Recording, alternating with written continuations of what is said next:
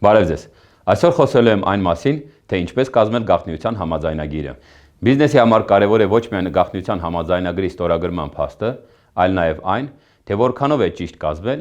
ինչից էլ կբխի կողմերի իրավունքների եւ շահերի պաշտպանությունը։ Ստորև ձեզ հետ կկիսվեմ մի շարք կարևոր խորհուրդներով, որոնք անհրաժեշտ կլինեն գաղտնիության համաձայնագրի կազմման ժամանակ։ Փաստաթղթի սկզբում նշեք կողմերին, բացահայտող եւ ստացող կողմ, ինչպես նաև նրանց տվյալները։ Պետք է սահմանել, թե որն է համարում գաղտնի տեղեկատվություն եւ հնարավորինս սպառիչ կերպով նշել դրանց ցանկը։ Մանրամասն նշեք տեղեկատվության փոխանցման նպատակը, սահմանեք կողմերի պարտականությունները, նշեք, թե ինչը չի համարվում գաղտնի տեղեկատվություն, անհրաժեշտ է սահմանել գաղտնիության համաձայնագրի գործողության ժամկետը, այդ թվում դրա ավարտից հետո, սահմանեք պատասխանատվություն համաձայնագրի խախտման դեպքում, այդ թվում գումարի տեսքով, պետք է նախատեսել տեղեկատվության վերադարձի կամ ոչնչացման պահանջ, ամրագրեք կիրառելի իրավունքը, վեճերի լուծման կարգը եւ կողմերի վավերապայմանները։ Հետևեք ավելուց փաստաբանական գրասենյակի էջին, եղեք իրավագիտակից, իսկ գաղտնիության համաձայնագրի կազմման եւ ռիսկերի գնահատման հարցով կարող եք դիմել մեզ։ Շնորհակալություն։